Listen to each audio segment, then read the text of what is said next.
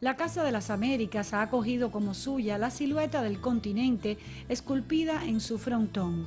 Mirando al norte y al sur, la institución cubana ha dejado siempre sus puertas abiertas a la cultura de todos los pueblos de América. El 4 de julio de 1959, la casa ofrecía su primer acto público. A pesar de que pocos meses después el gobierno de los Estados Unidos comenzó una escalada de acciones contra Cuba y que desde hace más de medio siglo no existen relaciones diplomáticas entre ambas naciones, artistas e intelectuales de ese país han visitado y participado de muchos de los proyectos de la casa. Yo llevo una casa que canta contigo la misma canción. Yo llevo una casa de mano y abrigo, de agua y de sol. En aquella primera actividad, ocurrida un 4 de julio, los músicos norteamericanos William Garfey y David Garvey interpretaron obras de los compositores cubanos Harold Gramash y Juan Blanco, y además piezas del repertorio norteamericano y universal. En las palabras del programa, la casa se presentaba con grandes planes y vastos proyectos. Llegó a la casa en los 60. Antes ya había desandado la geografía latinoamericana. En México había fundado junto a Sergio Mondragón la revista El Corno Emplumado, labor editorial de gran prestigio. En el Vedado Habanero tuvo su casa durante varios años y sus hijos asistieron a la escuela cubana, uniformados y sencillos como todos por entonces. Las tertulias en su apartamento marcaron a una generación de poetas. Los más jóvenes de entonces vieron en aquella rubia hermosa, hippie y escritora una inspiración. Margaret Randall es, sin duda, una de las más leales colaboradoras de la casa. Aide diría una de sus trabajadoras más consagradas. Un libro sobre la guerrillera, fundadora de la institución, es el más reciente proyecto que la hace volver a la isla. Conozco a Aide en el año 67. Me impresionó, me conmovió, para mí fue una gran maestra, como para mucha gente, y yo creo que inconscientemente desde ese momento, o sea, todos esos años atrás, yo tenía en alguna parte de mi ser la idea de escribir un libro sobre ella, pero no me atreví. Iba pasando los años, yo he escrito cosas sobre ella, he dedicado libros a ella, artículos, ensayos, poemas, pero la idea de un libro entero como que no lo veía claro. No va a ser una biografía, no pretendo ser una biografía porque realmente una biografía de Aide Santamaría sería un libro enorme y no, yo tendría que vivir aquí quizá 10 años para hacer una cosa así. Va a ser una impresión escrito por un poeta, una cosa más bien impresionista, pero quiero desmistificarla, quiero presentar a Aide una idea de carne y hueso, con sus grandezas, con sus conflictos, con sus tristezas, con sus grandes alegrías, o sea, una mujer íntegra como la que fue. Para la autora de innumerables libros de poesía, la casa es parte de su biografía profesional y afectiva. En Tercera IG conserva amistades que tienen su edad y otras más jóvenes que admiran su vida y obra y la consideran una colega, parte de la vida de la institución. Una de sus más recientes colaboraciones ha sido la traducción al inglés del libro Casa de las Américas 1959-2009. Yo lo primero que tengo que agradecer toda mi vida es el hecho de que la Revolución Cubana acogió a mis hijos, mis 4 hijos, yo estando clandestina en México, después de los sucesos del 68, y acogió a mis hijos como acogió a tantos hijos, tantos niños de tantas partes de América Latina y del mundo. El haber podido criar a mis hijos aquí fue un privilegio que se nota hoy en ellos y en sus hijos, en mis nietos. Fueron además años importantes de la revolución del 69 al 80, años en que indudablemente hubo grandes problemas, pero quizá no los vimos tanto en aquel momento. Entonces los aciertos eran mucho más evidentes que los problemas. Formé parte del jurado de poesía a principios del 70 y después otra vez hace 3 años. En México, el que fue mi esposo, Sergio Mondragón, un poeta mexicano, y yo editamos una revista bilingüe que se llamaba El Corno Emplumado. Así conocimos a Casa, realmente fue a través de la revista. Venimos los dos al encuentro con Rubén Darío. Fue entonces que conozco a Aide la primera vez que la conocí. Y después yo sola vine el año siguiente al Congreso Cultural de La Habana en el 68, en enero. Entonces Casa para mí era una referencia, ¿no? La referencia realmente. Y no solo conmigo, sino en aquellos años conocimos poetas colombianos, venezolanos, argentinos, mexicanos, por supuesto, bolivianos, uruguayos, chilenos, etc. Y Casa de las Américas era el lugar, era la casa de todos, ¿no? El concierto que vamos a ofrecerles esta noche forma parte de las actividades del encuentro de la canción protesta que ha organizado en nuestra patria la Casa de las Américas.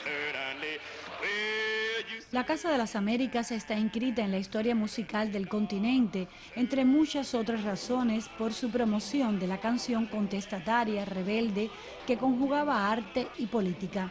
En 1967, la Casa convocó al encuentro de la canción protesta, inmortalizado icónicamente con la flor sangrante, creación del diseñador cubano Alfredo Rosgar. Fue Estela Bravo, la destacada cineasta norteamericana, quien trabajaba entonces en la Casa, la fundadora de ese encuentro que aunó las voces más representativas de esta expresión en el continente. Yo había dado una conferencia aquí en la biblioteca de la Casa de las Américas sobre la canción protesta, que era un movimiento muy fuerte en aquellos años, ¿no? En aquel tiempo estaba Joan Baez, Bob Dylan, Pete Seeger en Estados Unidos, y empezaba a moverse mucho también en América Latina, pero no tan fuerte. La idea realmente fue de Aide Santa María, ella fue que pensó. Entonces empezamos a reunirnos con Harold Gramaches, que era el director de la sección de música aquí en la Casa de las Américas. Se invitó a gente de diferentes países de América Latina y Estados Unidos también, y de Inglaterra también se invitó, y de Vietnam y de África. Así que realmente estaba representado varias partes del mundo. Australia también vino, Jean Lewis. Son cuantiosas las imágenes que muchos conservan de aquel memorable encuentro de la canción protesta y de otros que le sucedieron. En ellas puede notarse un espíritu de época que hacía confluir voces de diferentes latitudes en un ambiente altamente creativo y seductor, libre y alejado de mercados y escenarios sofisticados. Bastaban la palabra, un rasgueo de guitarra o armónica y muchos amigos para armar la descarga en casa y en otros lugares de la isla. Esta canción se llama canción protesta, canción política, canción social, llámalo como quiere, ¿no? Pero es la canción del sentimiento de la gente, sus deseos, sus ideas. Es una forma de expresión y a través de la música llega más a la gente. A esos ambientes llegaban los cantos de Bárbara Dane, cuyos hijos vemos cubanísimos hoy entre nosotros, o la voz de Pete Seeger, uno de los últimos juglares trovadorescos de Norteamérica, otra presencia a lo largo de años en la Casa. Cuando mi mamá visitó a Cuba la primera vez en el año 66, porque realmente ese fue un hecho insólito. Nadie de Estados Unidos había venido públicamente a Cuba después de la revolución. En 7 años habían venido norteamericanos, pero siempre sin hablar públicamente del hecho, porque se pensaba que el gobierno te metería preso, o sea que había una prohibición de venir a Cuba. Y ella decidió venir, ella y su esposo Irwin Silber visitaron a Cuba. Realmente se hizo toda una campaña publicitaria gigantesca en Cuba, ¿no? De televisión, noticiero de cine, en la radio, en la prensa, primera plana todos los días, para hablar y demostrar, ¿no? De como que el hecho de que la amistad entre el pueblo de Estados Unidos y el pueblo de Cuba no se afectaba con las dificultades políticas que hubiera entre los gobiernos. Y el concierto que ella dio en el Teatro Amadeo Roldán, donde invitó varios de los artistas folclóricos más importantes del país, cosa que sorprendió a los cubanos. Por suerte para mí, ella había visitado la Escuela Nacional de Arte en Cubanacán, que fue una de las primeras grandes escuelas de arte que se abrieron en Cuba.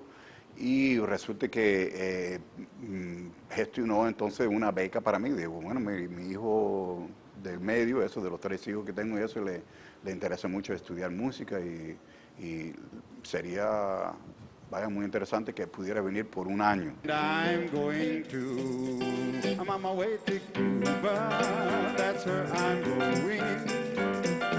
Cuba, that's where I'll stay. Cuba, where rum is flowing and every dark eyed stella lights a fella's panatella. Cuba, where all is happy. Hey, Cuba, where all is gay. Why don't you plan a wonderful trip to Havana? Hop on a ship and I'll see you in CBA.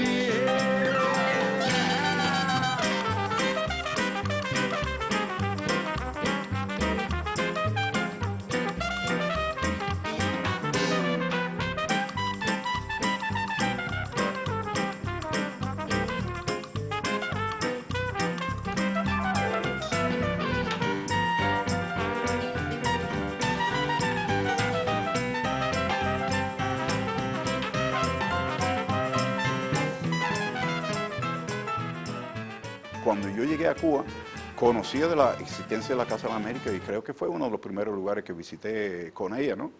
Después, precisamente el encuentro de la canción protesta de 67, yo estaba becado en la Escuela Nacional de Arte y yo recuerdo que en ese momento estábamos sembrando cítrico en la Isla de la Juventud, un trabajo voluntario en el verano, y me fue a buscar y fuimos para allá, para Santiago de Cuba, subimos a Mina de Frío con todos los participantes en unos camiones para la escuela de formadores de maestros que hicieron actuaciones también en la Isla de la Juventud y aquí en La Habana también.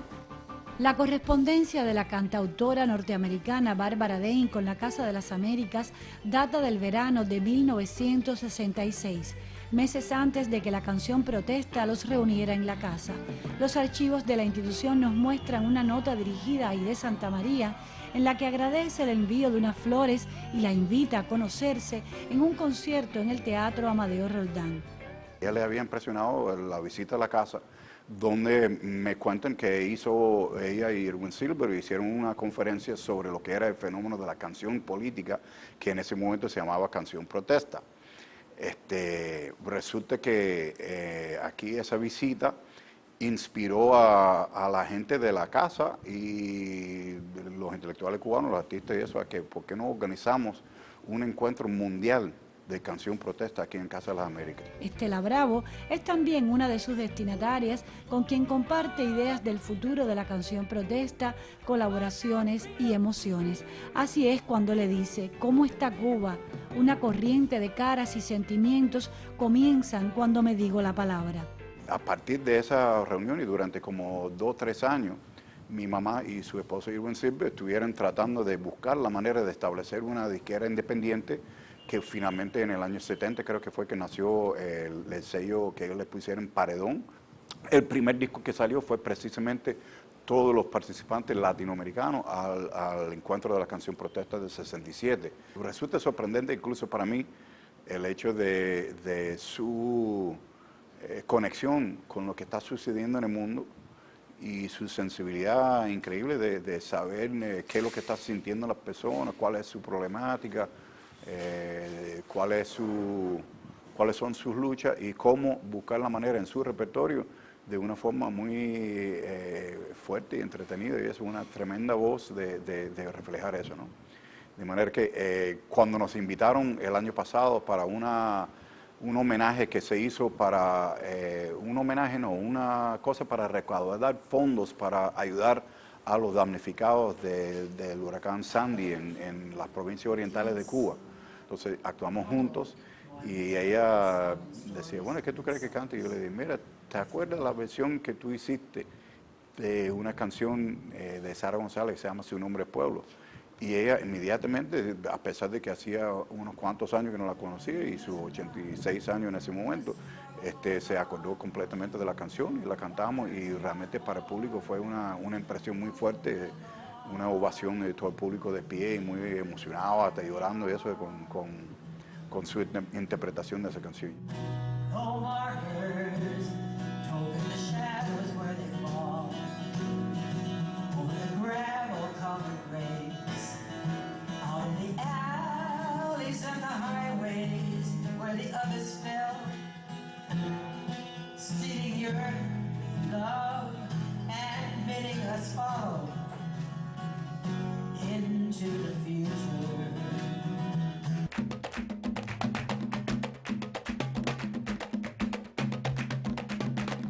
Whoa, freedom, whoa, freedom over me, and before I be a slave, I'll be buried in my grave, and I will fight for my rights, and I'll be free. No more weeping, no more weeping. No more weeping over me, for I'd be a slave, buried in my grave. I will fight for my rights, and I'll be free. They'll be singing, yeah, they'll be singing over me. Over me, and before I'd be a slave, be buried in my grave, fight for my rights, and I'll be free. They'll be shouting, well, you know they'll be shouting.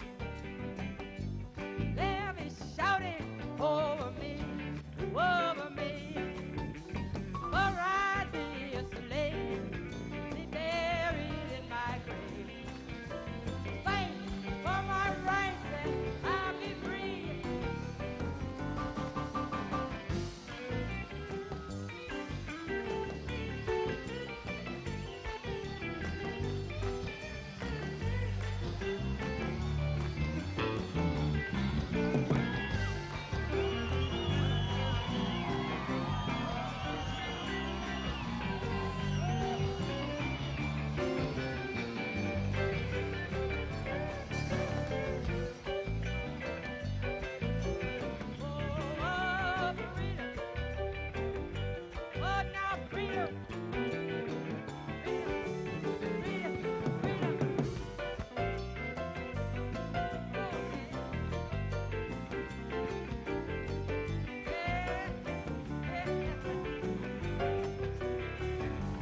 Talk about freedom, freedom, freedom.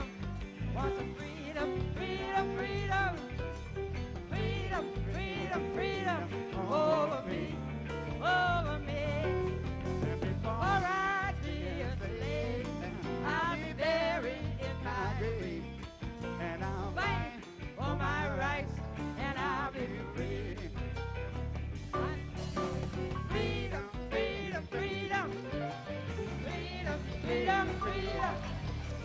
Freedom, freedom, freedom over me. For I'd be a slave, I'll be buried in my grave, and I will fight for my rights. You wanna be free? Yeah.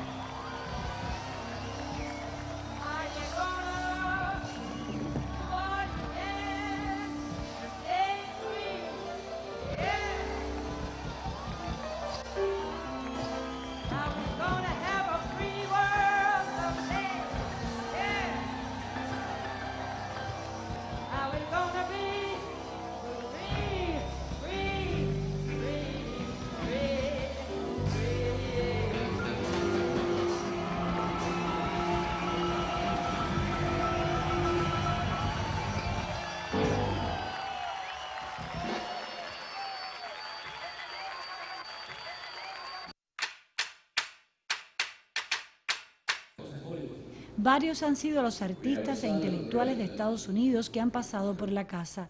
El destacado pensador Gore Vidal sostuvo un encuentro con escritores cubanos en diciembre de 2006 y el hipermediático Steven Spielberg encabezó en la Sala Che Guevara un conversatorio con cineastas, productores y actores cubanos. En ese encuentro supimos de su interés por la obra de Alejo Carpentier para llevarla a la gran pantalla.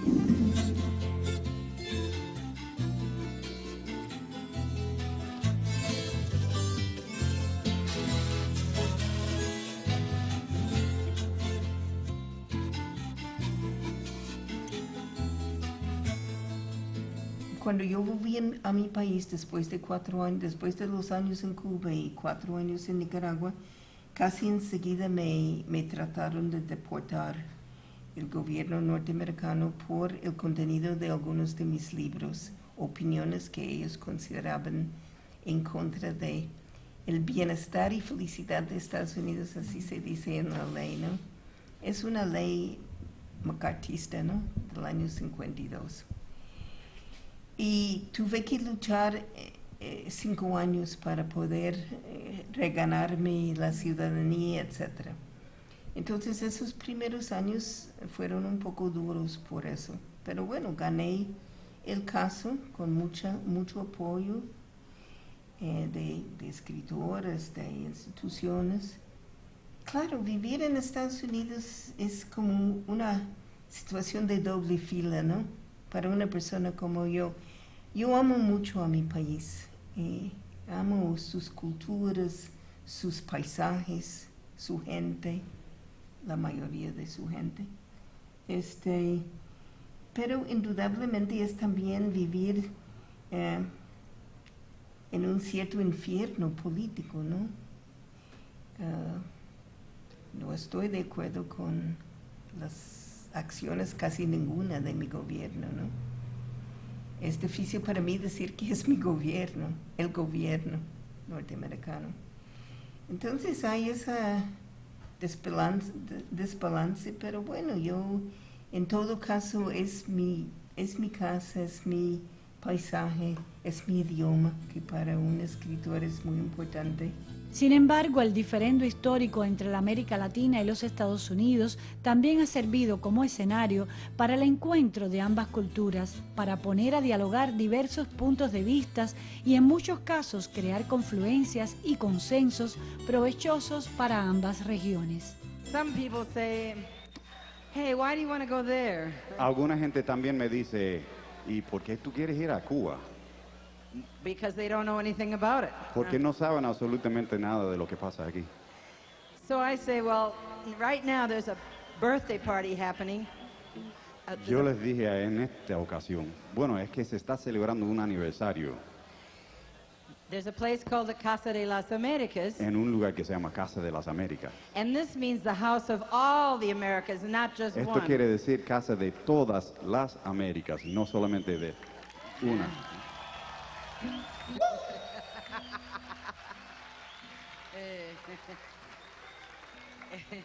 And because of that, I want to go there, and I want to be part of the party. And anybody in Por the eso, whole world entonces, would want to yo- be there too. Les digo, yo quisiera ser parte de esa fiesta y cualquier otra persona que supiera también iba a querer estar aquí en este momento. Because if you know anything about Cuban people, Porque si saben algo de los cubanos, you know that they are the party animals of the world. sabes que ellos saben fiestar más que nadie en el mundo. Yo creo que América Latina está levantándose en muchos países. Y bueno, tras todo eso, como ejemplo, como faro, está Cuba. Porque esta revolución que, con todos sus problemas, con sus altos y bajas, sigue adelante, ¿no? A pesar del bloqueo, a pesar de todas las agresiones y ofensas. Y entonces, no es el futuro, el presente no es el futuro que nosotros, que mi generación se imaginó, pero es un futuro para mí optimista. Yo llevo una casa para mis amigos en el corazón. Yo llevo una casa para mis amigos en el corazón.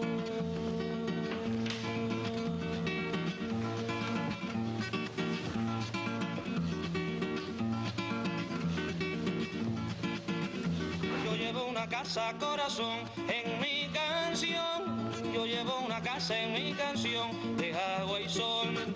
Yo llevo una casa en mi canción, vida y razón. Yo llevo una casa en mi canción, casa de amor.